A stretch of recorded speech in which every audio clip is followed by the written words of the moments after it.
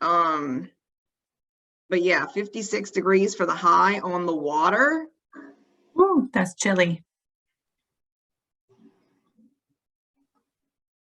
Okay, guys, I am about to get started. If you don't mind, I'd love it if you put your name into the chat. You don't have to put your email address unless you just want to, but at least your name into the chat so I know that you were here. And we are going to be doing a giveaway. And at the end, we're going to do what I'm going to refer to as a pitch party, where if you have any current listings, I'd love for you to be able to give like a 15-second commercial about your listing, because we do have people from all over the Panhandle watching, or hopefully will watch, and this might be an opportunity for them to hear a listing that's not in their MLS. So just so you know that this could help somebody else out, not just yourself. So I am Kim Anderson with Sunbelt Title, and I'm going to get started. We're going to have some conversation today about title. And hopefully, can you guys see my screen where it looks like I'm posed? Okay, good. I mean, I am posed. That's my headshot. I'm really proud of that one, obviously, because I use it all the time. It's on my business cards. We are starting this series as Talk About It Tuesday. I didn't do Title Talk because I think that there was another title company that does that, and I didn't want to copy them. But I also wanted to do it on Tuesdays because at some point I'm going to have tacos, and so I just needed to incorporate that already.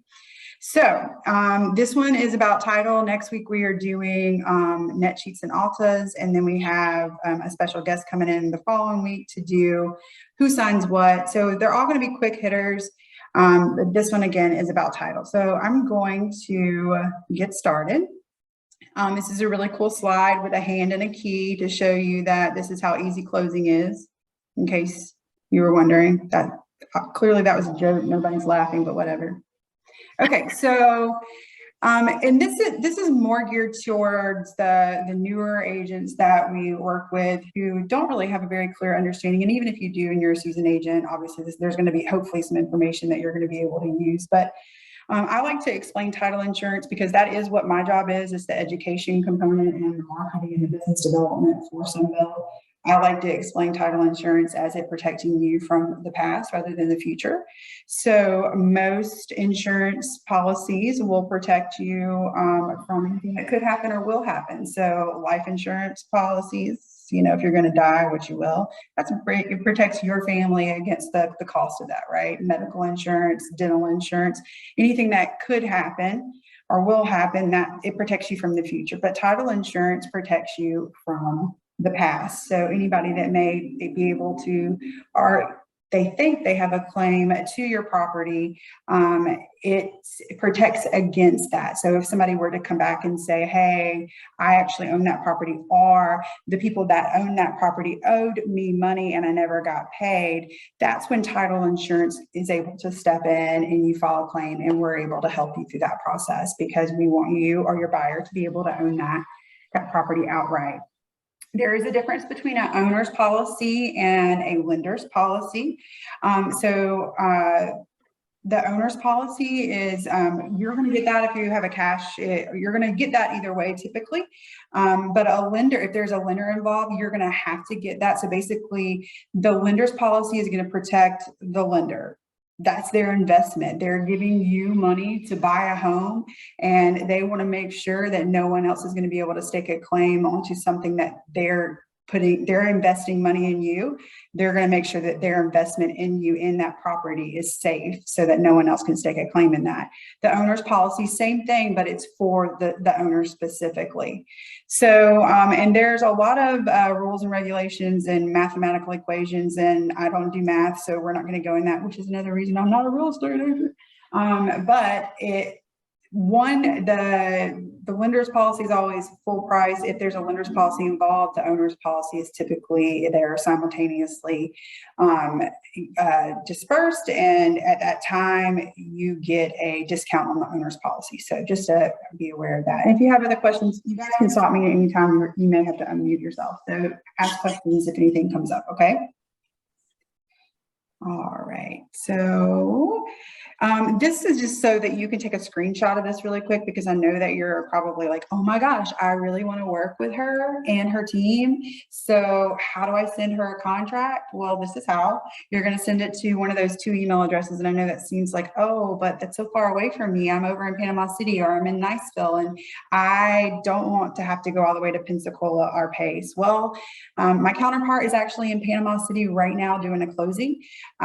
So we will go anywhere. You give us the business and we will make sure we take care of you. So just FYI on that. So if you want to send it to one of those 2 email addresses, we will make sure it gets taken care of for you. We want you to include, of course, the contract. Don't send us any empty email, and your client information, any addenda, but you kind of already know that. And if there is a previous title policy, because, and this is something that you may not be aware of, but a lot of times people lose things. Like me, like if you said, hey, Kim, where's your owner's title policy? I'd be like, it was probably electronic at the title company, right? Did they give me that? Do I have a copy of it?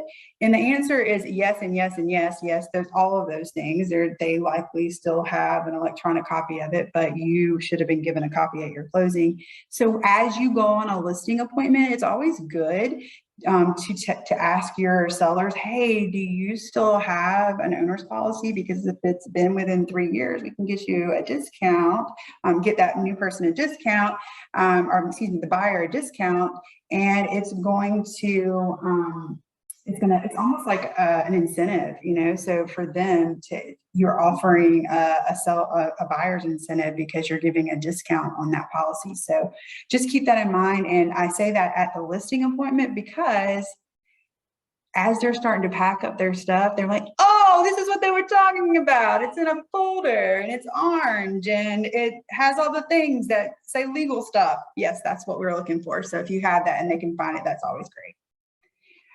All right, so we're going to talk about, and I'm going to go through this pretty quickly, but once we get that contract, what we do, and then how we get it to closing. And if you have any questions along the way, feel free to chime in. I do have an actual escrow agent on the phone. I mean, on the phone. Well, she's not on the phone. She's on here as well. I think Bella's on here, and if she's not, she's that's because she got fired. That was a joke. She didn't get fired. That's a joke.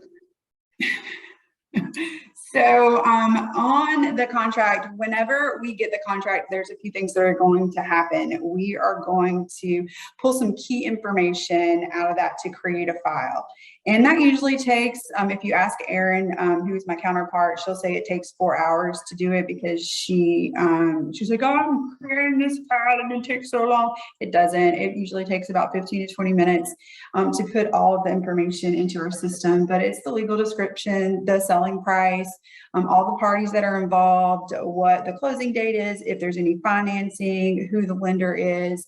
And then we also go through a checklist, and if there's like the sales checklist and any transaction fee that we are going to have to disperse at the end, we want to make sure we have all that information in at that time. And we'll get that from the contract. Once we've got that in the system, a few things are going to happen. And this is why I love working at Sunbelt, because I can tell you that these things actually do happen. And whenever we hear from people and we say, what could be done differently? What could any title company that's earning your business, what could they be doing differently? And it's always 100% the communications component. So when I say that once we've created the file, our team will call all the parties involved. What they're first going to do is call you, either the selling or the listing agent, and they're going to say, hey, I just wanted to let you know I need all of your contact information for your buyers or sellers. I'm going to reach out to them, and I wanted to give you a heads up that I'm doing so. Now, if we work with you all the time, we may even like send you a text message or an email and be like, hey, what's your people's name? Because we have that relationship. But in the beginning, as you're getting to know us, we're going to reach out and we're going to call you. If we don't get you on the phone, we're going to email you and we're going to say, hey, tried to call you. This is what we need to move forward with this contract. But wanted to let you know that we're also reaching out to your clients. And we are going to ask for some important information, and you're going to receive a DocuSign. And that's going to ask them for some pertinent information about them so that we can move forward. So, and because a lot of times, if you don't have that initial conversation, they're going to be calling you and they're going to be saying, hey, I just got this thing. It says it's from the title company and it's asking for my signature on an electronic document. Should I sign it? And you're going to be like, I don't know anything about this. Well, now you do, but you'll also receive a phone call as well. So anyway, so, and another thing that we offer, and not every title company does this, and I'm going to be really honest, I don't know this is a really great selling point because everybody text messages, and if you currently have like 10 houses under contract, this may not be something that you want because you may not want text messages every single time your file moves from point A to point B. But if you do want to know every single thing that's going on with your contract, Pulse Point is something that we offer, and it's you get text messages throughout the transaction at like key milestones, and you just have to sign up for that whenever you open up that contract with us. Now, it's like turning the page, but it's not turning it. Here we go.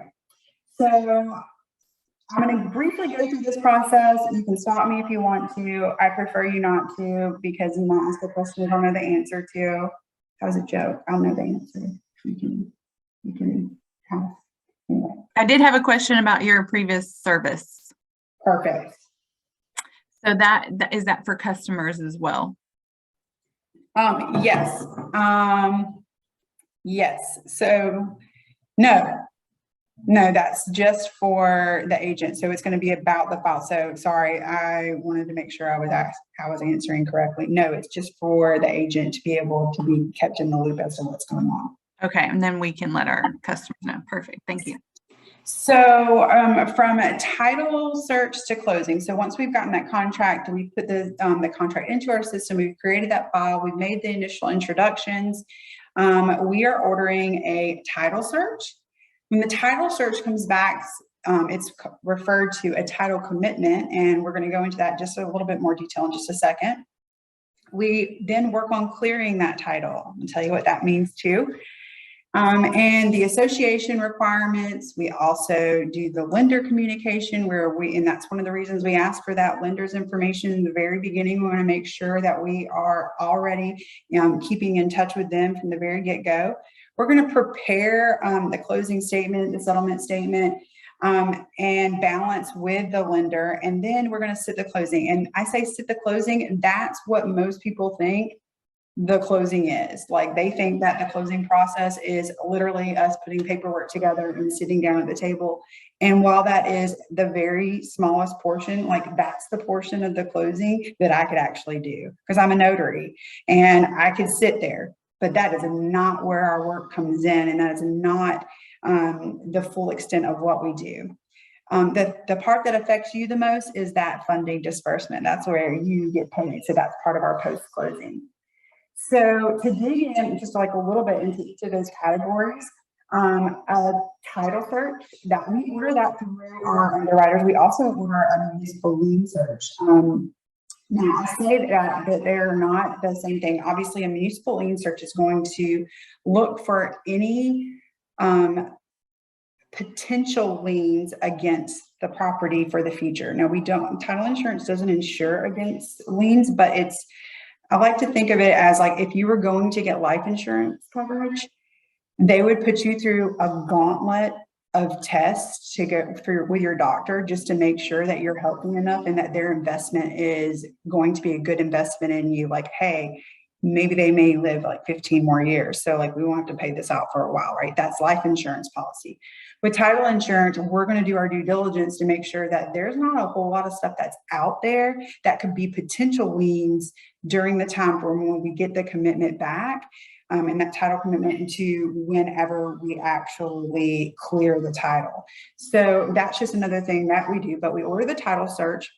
And the title search is looking for the chain of titles. So where and it actually say there's a definition there, you can read it, but it's basically going back to the history of that property and see who's owned it, how that title changed hands and what's happened to it, over the course of time. And if anybody has used our geofarming tools, there's some really cool stuff in there that kind of shows you the chain of title as well. So that's another cool thing that that we have. However, we order a title search, a very intensive title search, and it will show anything that's attached to the property, like mortgages or judgments, or if there are association dues, if there are any tax liens, and that's if there's this is, I'm sure you guys will love this, like solar panels, anything that's attached to the loan. If there was a pool that was put in and there was a lien on that, anything that's been done to the property, we're going to find that out. When that comes back, and this is just saying what else that we can search for. So I just told you all that stuff. When it comes back, when that title search comes back, it's called a title commitment. And it is the insurance, our underwriters, it's their commitment to cover this property for the buyers, for this new owner, if we do certain things. So if you're looking at this in terms of life insurance, right? And so it would be like, okay, we ran these tests on you and your blood work is great, but in 2 years from now, you're going to have diabetes if you don't stop eating sugar. So I'm going to need you to stop eating sugar, and I'm going to need you to exercise every day. And these are the things that you're going to have to do to be able to get life insurance. Kind of the same thing. So with a title commitment, they're going to come back and they're going to say, this is your property, and actually there's 3 parts that I'm going to show you. So there's schedules of the title commitment, and it's coming back and it's going to say this part is all about the property. It's going to have the little description in there, like who the sellers are and who the buyers and the lenders. Oh, it's telling me I've got to upgrade my Zoom. That traitor. Oh. Anyway, so I may cut off, and if I do, then I'll go upgrade and then I'll come back. Anyway, so there's a Schedule A, there's a Schedule B, which is reflects what has to be satisfied, and that's going to be anything that we actually have to clear. And so it's in 3 sections, right? So there's going to be 1, this is all about the properties, pretty straightforward, legal description, that doesn't change. Schedule B1 is going to be anything that we actually have to do. So if they're like the execution of the deed, so if there's an outstanding mortgage that needs to be paid at closing, any liens, the homeowners association, any of that stuff that we have to do, that's part of the things that have to actually be cleared. And then the Schedule B is going to be the exceptions. We're going to cover everything that has happened to this property in the past. It's not like damage to the property, but we're talking about people trying to take ownership of the property. Anything that anybody might have, anything to stake claim to that property in the past, we're going to cover that, except for these things. And those are going to be easements or anything like any agreements that have been made up until that point that have to be excluded from that title insurance policy. Does anybody have any questions about that? Okay, good. So the clearing title, a lot of times you would think, hey man, that's so cool that you guys do that. Who do you contact to clear all those things? There isn't one person. We are the entity. So if you would think of it as like a hub and then like the spokes of a wheel, like where those spokes go, those are all different branches of like county government, state government, different like the solar panel company, like the mortgage company, all of these different places that we have to get payoffs from. We have to if like a legal description is inaccurately recorded, like we have to do all of that, and we are the entity that reaches out to all of these different places. There isn't one specific place where we can call and say, hey, I'm going to need you to take care of A, B, and C because my person, they're buying property. We are that entity. So that's how we clear the title. We go line by line, and we make sure that everything is clear so that buyers can own the property outright. You already know this, but if a property is going through probate or somebody's going through a divorce, obviously that, or bankruptcy, obviously that's going to add another fold into the closing process, but it doesn't matter. We can handle it.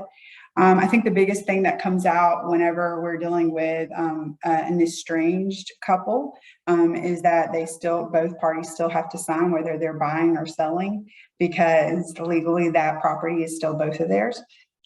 So that if a divorce is not final and it hasn't been recorded, both parties still have to sign no matter how long they've been estranged. So that's just one of those things that come up pretty often for us.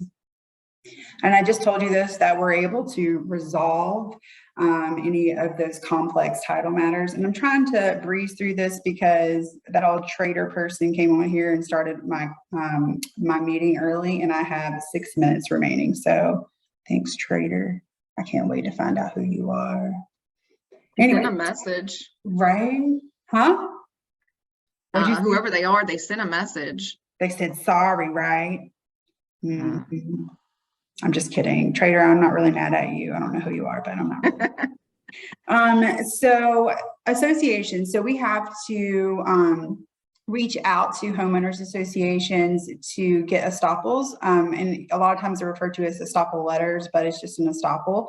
It's basically saying what amount of money that homeowners, I was going to say homeowners insurance, homeowners association, how much they pay quarterly or annually, how much is owed if they haven't paid recently, what has to be satisfied at closing if there are any violations or any deficiencies or anything like that. So we take care of that. Again, that's one of those things where it's one of the spokes where we reach out to. And sometimes getting in touch with the homeowners association is a challenge, just by the way. So if you ever decide to take on that role for your homeowners association, be a nice person. Again, and we have a few lenders on here. I think Shelly jumped on just a few minutes ago. Lender communication is a big deal. Like, we want to make sure that we're staying in touch with your buyers' lenders throughout the entire process, and we do that. Balancing is key. If you hear us at the end and we're excuse me, end of the transaction, and we're like, well, we have to balance with the lender. What that means is that every figure that we have, every debit that shows up and every credit, they have to be exactly the same to the penny. So if we're paying off a roofing company, the debit that shows up for the seller has to be the same for the debit as a credit on the buyer side for the buyer. So in other words, every penny has to balance.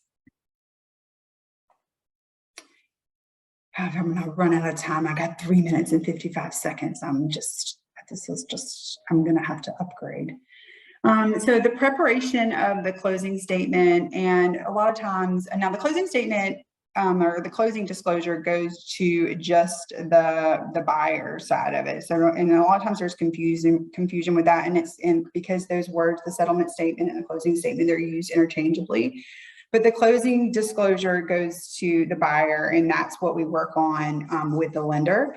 But the settlement statement, and you can refer to this because all parties get this, it's the ALTA, but it's like a receipt.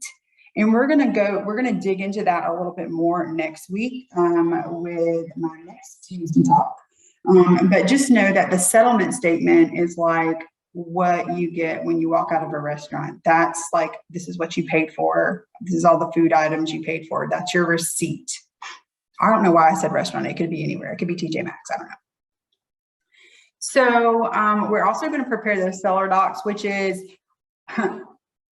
what most people think that the only thing that we do.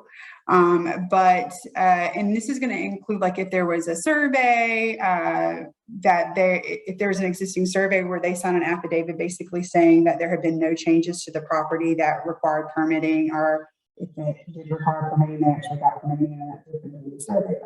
So they sign all those affidavits, and sellers' packages are typically a lot smaller than buyers' packages, and unless it is a cash deal.